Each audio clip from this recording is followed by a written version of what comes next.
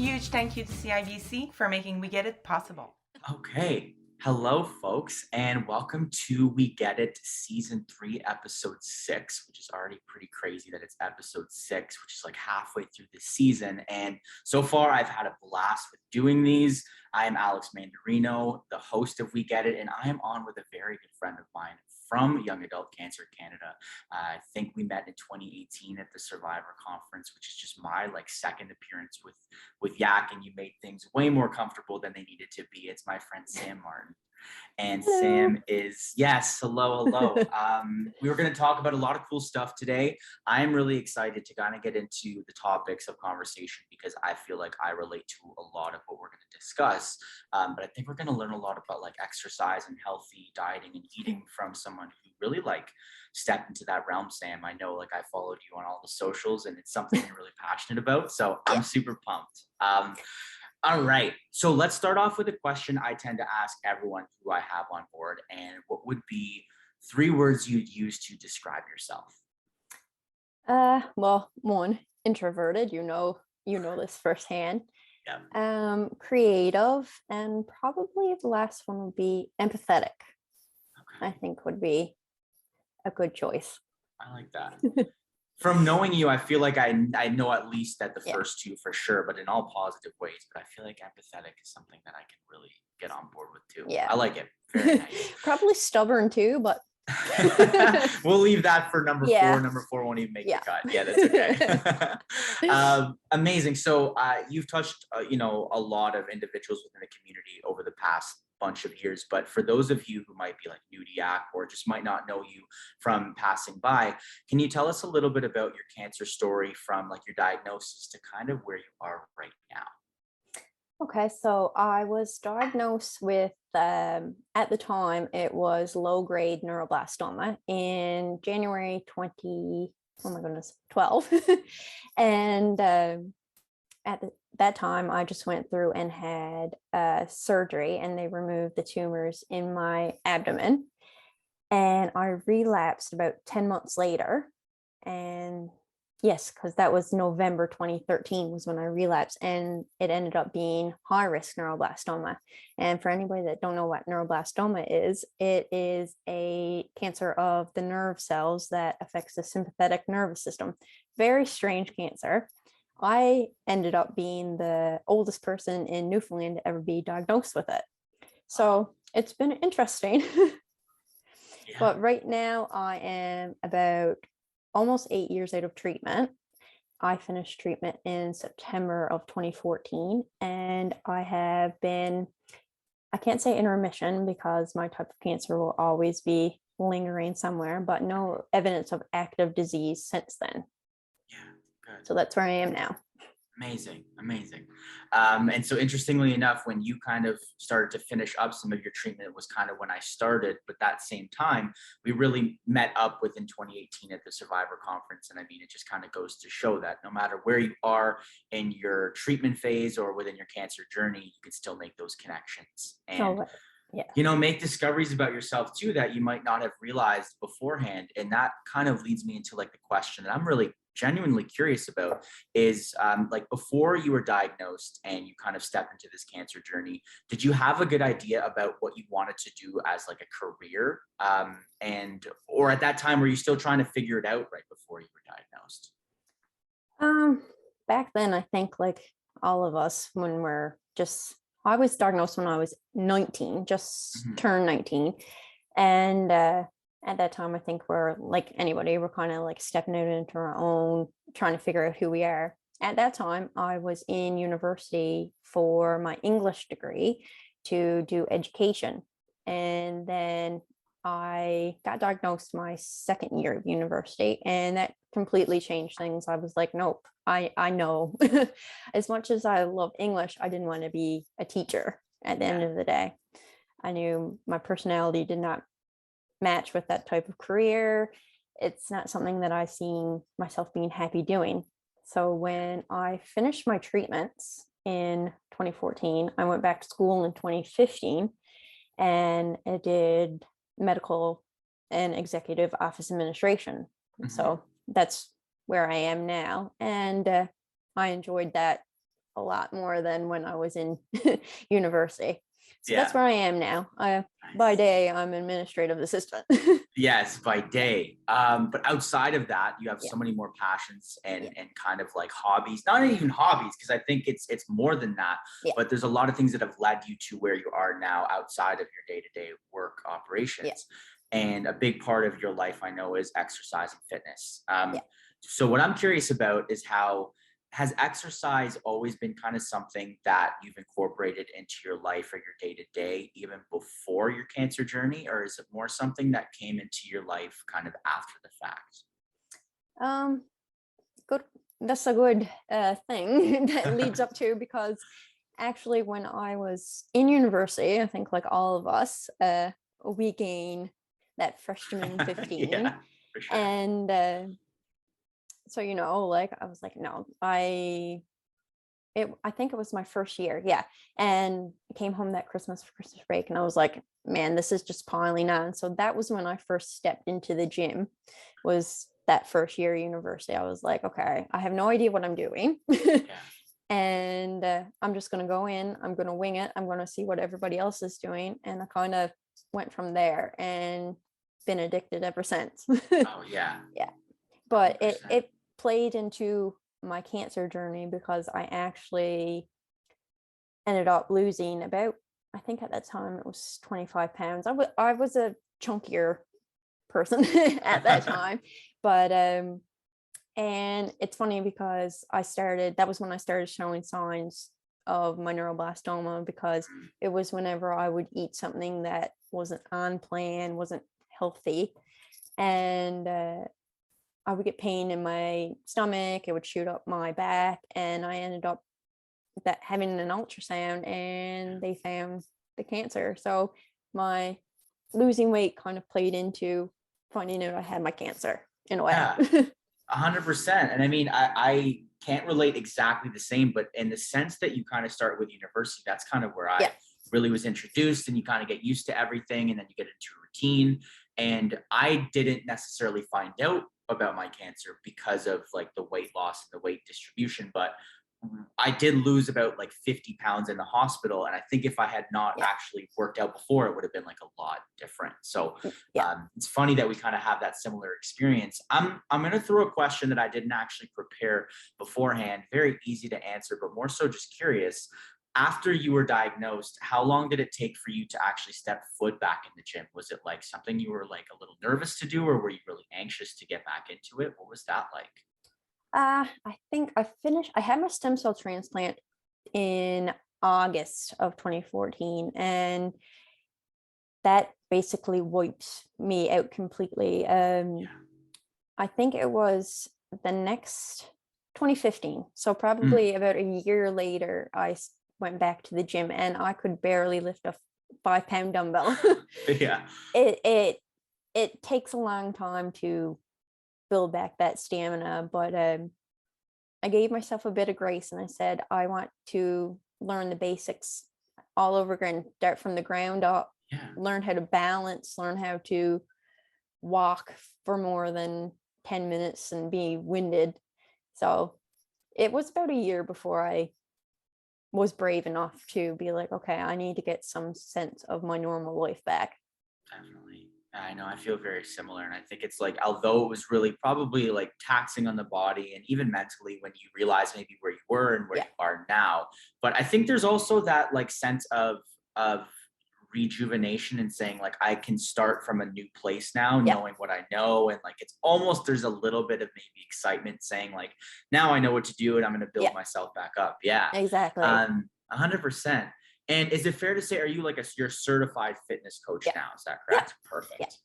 So at what point during, or either during or after treatment, or at what point during that cancer journey, did you realize that maybe like becoming a fitness coach was something that you wanted to dedicate time to? Probably after, I would say, I was finished treatments and stuff, and it is from 2011 until now, it has been probably one of the most important things in my life is fitness and well-being. And I think it hit me more so when I was finishing up treatments. I was like, I want to help people in a way that I would want to be helped and have something that I love. And like you're like, almost, I want to make a difference in a way, even if it just helped one person. And knowing all the knowledge that I have gained over these past almost 11 years of being in the fitness industry, this was the thing that I knew that I'm good at. I know my stuff, and I know that I can help somebody who's been in my shoes. And because I think a lot of people, especially people that reach out to coaches and things, they're scared because they don't think people have been in their shoes. But when it comes to the cancer realm and being a cancer patient, I know exactly what these people have been through, and I know that your body isn't the same, right? Yeah. And people don't understand that you don't have to jump into a exercise routine or regime that is lifting 200 pounds off the floor. Like, our bodies, like, we just went through the ringer. Our bodies need to start from the ground up and work your way up and do what you can, right? Yeah. Yeah. 100%. Yeah. And I mean, like, that empathetic piece that you mentioned right at the Yeah. top plays a huge factor, right? Exactly. Going through it. It almost gives you somewhat of an advantage because you know what people are going through if they either have gone through cancer, or if they're probably maybe just like nervous to get started. I know, with like the self-conscious side of things, whether you're gone through an illness or not, that plays a big factor in maybe that first step of working out. So it probably helps now that you've gone through it and you know what some of the lowest and highest moments of people's journey is. So that's exactly really like you say, the body image. Like, I mean, that's something that a lot of people don't think of, that cancer patients go through. Like, I mean, from hair loss to weight gain to weight loss, I mean, that plays a big part in our mental health as much as our physical health. Like, I mean, I know for me personally, I beat myself up when I gained weight from steroids or lost my hair. Looking in the mirror was completely different, right? And the fact that you can go and be somewhere where you can just work on yourself and just put that back in the back burner. I think I'm working to make myself feel better physically and mentally makes a world of a difference. Yeah, 100%. What is actually the process? I didn't really write any of this down, but what is the process of becoming like a certified coach? Is there like a specific regimen you have to follow? Or anything? Like, what is that all like? It depends on who you go through. I went through the ISSA, which is International Sports Science Association. So they offer a lot of different certifications. So I'm certified in CBT and nutrition. So you go through and you do their programs, and then you do like some certifications you have to do the practicals. Sometimes you have to do like the written exams, and they offer a wide range of different specifications, but that's who I'm certified through. Okay, interesting. Yeah, very interesting to know about all that. You mentioned actually something earlier that made me think of another question. I'm throwing all these random ones at you, but you're catching them, knocking them right out of the park. It's I think a lot of people, when they go to work out, it's like there's a lot of reasons people first start or continue to, but one of them that doesn't come to mind right away is probably like mentally to feel better about yourself or just the mental side of things. I know, especially in school, or if it's been a stressful week at work, and just to step away from a computer or studying, to go to the gym for an hour or two, and you come back, your focus is much better.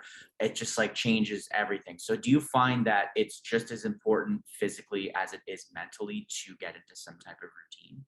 Yeah. Oh, definitely. Like, I know in the run of the day, like for me, like that after work, knowing that I'm doing something that I enjoy that is physical, like it doesn't have to be in the gym. Like, if like you love hockey, like the endorphin rush, you know what I mean? Like just an hour, 45 minutes of just doing something, moving, that clears your mind, right? Doing something you like, going for a walk, something as simple as that. Just knowing like you're not thinking of what happened in the office that day, or family drama or friend drama, or you're working on you, like just like you like fitness, you like sports, you're a sports fanatic. So like just that hour a day or a couple times a week, whatever, and just focusing on like, okay, I'm doing this lift, I'm going for a run, and I want to beat my time from last week, anything like that, right? Yeah, Yeah. definitely. It sets motivation and things like that, Yeah. goals, and that's all so important. I love that. Exactly. 100%. And I mean, so more so obviously tying this to the young adult cancer community and everything in that realm, for those who are either maybe undergoing cancer treatment or have just recently completed treatment and are looking towards like an exercise program or something in a healthy lifestyle, why do you find it's so important to fit in like any type of exercise? Because like you said, everyone's body's different, you're going to react differently. Yeah. Early on, you can't lift 200 pounds over your head. No, especially exactly. After treatment. But why do you think it's important just in general to just find some type of exercise, especially going through cancer? Going through cancer too, especially like, I mean, it destroys your body. Like treatments, it sucks. Yeah. And I think it's so much as going for a walk, even if you're in the hospital still, I mean, take your IV pole and walk down the hall, because it gives you that sense of you're still being mobile, and it keeps that sense of independence a little bit longer. I know, like being in the hospital bed for hours, days, for weeks, I mean, you lose that little bit of independence, but like it does so much. Like it helps your bone density, it helps increase cognitive function, like there's so much, improved cardiovascular health. Anything that you can do to help yourself, even in the smallest way, I think goes a long way in the long run, and you don't even realize it at the time. Yeah. I think that's a great point. It's Yeah. funny you mentioned that, because leaving, or I guess as an inpatient, I was in the hospital for just under a month, but Yeah. obviously no workout plan involved. But the big thing that they did say, like you just mentioned, was just take your IV with you, Yeah. like the pole with you, walk around the unit a few times and walk back. And you're like, oh, this is easy. It's something I've done before. And then it, like, you realize that there's so much that you lose, obviously, in the physical side of things, but even that one step toward, like if you go an extra lap today or the next day, you notice that improvement physically and mentally. So yeah, that's a great point. That's such a like such home, I because know. I did the exact same Yeah. thing. It's just like you think, oh, like I don't want to get another blood thinner if I sit in this bed any longer. I need to get up and move my legs. Yeah. Right. 100%. Yeah. I know like we just touched on it, everyone's body's kind of different and everyone's experience is obviously different and unique, but like, would you recommend any specific workout plans or resources, or maybe just in a general sense, like any advice to those that are looking to work on themselves in terms of either like training or maybe more fitness in general? As resources, I know for me, when I started years ago, I didn't have a clue what I was doing. Bodybuilding.com. This is probably something that you've definitely heard of. That's a good resource for everything, even recipes, workouts, whatever. But it is important to remember that you need to get cleared by your doctor before you start any program, any exercise routine. And advice, I would probably say give yourself a little bit of grace, because you're coming back from something that was so hard and taxing on your body. To not expect yourself to perform the way you would pre-cancer, or like your body went through a lot. So I think it is important to start slow, start doing something that you enjoy. You don't have to run a marathon tomorrow. Even if you walked for 5 minutes, start slow. That's important. And I think we beat ourselves up a little bit more than we should, so I think don't have big expectations, just getting back into learning to respect your body and love your body. It moves. Right. Yeah. And that's all that matters. No, it 100%. And even with everything going on, COVID related and restrictions and lockdowns, Yeah. Even a month ago, I wasn't able to go to the gym for 3 weeks, and going back to the gym, you want to do the exact same weight and reps and amount of sets as you did prior. And Yeah. like, you can't, and it's only been maybe a month. So Exactly. going Yeah. through years or however long, maybe months of treatment in general, and then having to go back, it's like, you can't, be that hard on yourself or beat yourself up for not doing the same numbers Exactly. or exercises. Yeah. So I think it's just being able to do step by step and giving yourself some love and support for sure. Yeah. Yeah. And the thing is to remember too, is you will get back to where you were. It might Mhm. take a little bit longer and you might like hate the process, but you will get back to where you were. Yeah. Yeah. 1000%. If you put your mind to it. I love it.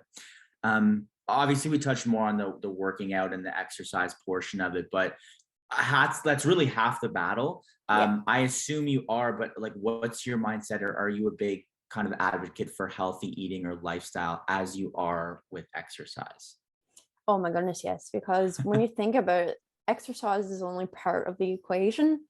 You have to nurture your body from the inside out. So as much as I love my poutine, Yeah. and I would have that every day if I could, it's important to, like, I mean, health starts in the kitchen just as much as it does in the gym. So even though, like, if you're going through cancer, I know I couldn't, when I was going through active treatments, as long as I had something in my stomach at the end of the day, because I was so sick. But be mindful of what you're putting in your body, right? Totally. Yeah. Are you someone to meal prep? Because that's something that I have not mastered at all. But is that like a positive? Is Yeah. that something? Yeah. Yeah. When it comes to meal prep, I think about it this way. I'd rather put a couple hours one day a week as opposed to an hour or two every day. That's the thing, is put aside a couple hours on a Sunday, meal prep for, even if you meal prep one meal when you get home from work or something, that's less cooking for the week. Yes. Yeah. Especially if you're cooking, I think, for yourself too, because cooking for one is not as easy, because you put all this effort in for like an hour and then you eat for like 10 minutes. So Exactly. I think it's a great idea. You're like, all this work for 10 minutes and it, That's it. I know. Yeah. Again, another thing that I didn't write down, but it's coming to mind, any like specific recipes or meals that you like prepping more than others? Like, are you a fan of chicken, more of the fish side of things? Like, what's your favorite thing to kind of I'm the boring person when it comes to chicken, broccoli, and rice, but the typical. But I've been big into egg bites. Do you know what I'm talking about? Like, No. you can take a cupcake pan and I usually just egg whites and like one full egg, and basically it's like cupcakes or like the Tim Hortons egg bites, and you can add like cheese. I put green onion, spinach, you can put pepper, and I put turkey bacon in some of them. And you bake them 350, 10-15 minutes, done. Amazing. Breakfast for a couple days. Yeah. I just had an omelet today for lunch, and I had like mushrooms and green peppers and spinach. So yeah, that's and turkey bacon. So that's incredible. It's like, so it's basically that in just little cupcake form. Little cupcake. Okay. I will keep that in mind. I do have little muffin trays, so that's going to be on the docket for this week. I love it. Incredible. I always love asking anyone this, whether you are on the high end as like a fitness coach or just something who's like someone who's maybe worked out for a week, but everyone kind of has their own preference to this. But what is your favorite portion of the body to train? Are you someone who really likes leg day, or do you like chest, back, shoulder? Like, what is your body part that you like working on the most? For me, it would probably be a split between back or legs. Yeah. Because I train more so like powerlifting style. So that would be like your deadlift, squat, and your bench press. But deadlifts are my jam. So when back day comes around, that would probably be my favorite. Nice. And I have always seen you rocking the Converse like Chuck Taylors all the time. It's more so, I am assuming that there's specific reasons, because there's like the flatness of the shoe. Yeah. Okay. So like if you're doing Yeah, that's a mistake a lot of people make too in the gym, is if you're in the weight room, you're wearing running shoes, but Yeah. people don't realize like the squishy sole of the shoe, like it makes, like it's bad for stability. It's bad. You need the flat. So like either Converse, Vans, anything like that. Yeah, totally. Yeah. Yeah, I've heard that too. So that some people just go barefoot too, or like they don't Yeah, wear shoes at all. I think Yeah, that that's works okay too. Yeah, unique. But I wouldn't want to wear just my socks. No, I think I'm the same way. Yeah, I don't blame you at all. Amazing. And so I just want to switch topics, because although exercise I know plays a big role in your life and it is a big passion, you've obviously made like a portion of a career out of it too, is there's also the side of you that is more into the arts and mainly writing. And I know it's been a passion of yours for a long time. And I've followed on you have many different social pages, but that one of them is your Sammi Writes page, which is amazing. And just to touch on it briefly, like when did you first begin to write your own pieces? Has that been in your life as long as fitness or longer? What was all that like? That's probably my number one love is writing. And Okay. I think about it this way. I was like, when I was younger, this is probably why I suck at math, because I would be in math class sitting down with my notebook writing poems instead of paying attention to what was going on in class. Right. So I've been writing ever since I can remember. It's just been my way of getting what's going on up here out. Yeah, totally. Do you journal every day? I'm curious about that. For people who like to write, is that something that you've been invested in, or not as much? When I was diagnosed, I told myself, okay, I'm going to be more like into journaling and stuff, because it was something I felt like I had to force myself to do. Yeah. And I almost thought like, no, this is something I'm going through that I don't want to remember in a way, like, you know what I mean? But now looking back, I wish I did, but I journaling is good, like, but I could never get into it. That's so fair. That's some fair. people are like, I gotta start my day with journaling. I'm like, I try, but I'll write for a week and then I'll put it away, and then it's just like, nope. No, it can't continue. Everyone has their own preference. Some people, especially like there's a creative writing side, and then there's more of maybe the concrete side, or more like, you know, so everyone's got their own different way.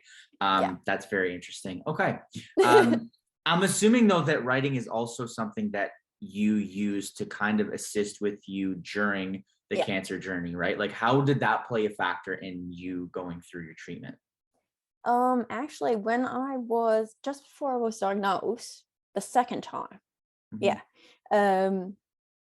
I write a lot of like fantasy kind of sci-fi stuff outside. My main focus is poetry, but I write a lot of like fantasy, sci-fi, fan fiction kind of thing.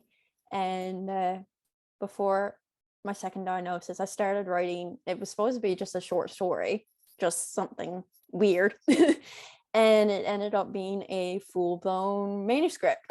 Yeah, okay. So when I was going through my second bout of cancer, I just continued working on it instead of journaling my cancer story, because I think I had a hard time putting what I was going through into words. Totally. So I decided to write something that was completely, literally out of this world, and fantasy and weird creatures, and it turned into the manuscript, which turned into me publishing it, and that was pretty cool. No kidding. So me using writing as an escape from reality into a world that I made up, it really helped. It was me escaping what was going on. Yeah. Even just, you know. I 100% know. I've never written anything in that more like creative realm per se, but not on the same level at all in terms of like, there's the fantasy aspect of it. But when I was going through cancer at like the 22 years old, I was reading like Harry Potter for the first time. And it was like, oh my God, like I never read these as kids. It's so good. But I think the biggest thing too is that at that point you're trying to escape maybe for even a few hours what you're going through, and it takes you to a different place that allows you to kind of separate, right? So It's that's amazing. a nice distraction. Yeah, I couldn't agree more.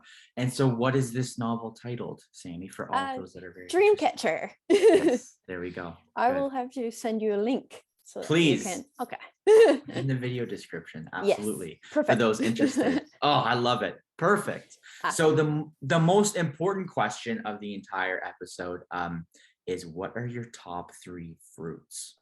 Fruits, okay. Watermelon. I like it. Pineapple, and either between peaches or plums. Probably peaches. Okay. I like that. Yeah. And would you consider strawberries a fruit, or would you say no, they are just a berry? Oh, Because if we go with strawberries as fruits, then I have to add that one. But that's a good question. I would assume that they are fruits, but what I often find is that when people pick berries, they pick all berries. They're like, berries are like my favorite fruits, like black and blue. But I think you could classify strawberry as just a fruit and take it there. Yeah. Okay. I like it. Watermelon and pineapple are also in my top 3. So that is very exciting, especially if they're in their prime. Watermelon in the winter isn't as exactly. I'm with you. Okay. Yeah. Good. Wonderful way to end. So I love the conversation we had there, Sammy. I think hopefully a lot of people get an understanding of how unique you are. You've got a lot of different outlets and places that you take, your passions, but also just the idea of exercise and healthy living and how important it might be for someone who might want to get started. So thank you very much again for joining. You're very welcome. And thank you for everyone else who's watching this on Monday, March 7th, 2022, or anytime afterwards within Young Adult Cancer Canada's website and YouTube channel. So thank you again for coming. Thank you for listening. And everyone have a wonderful rest of their day.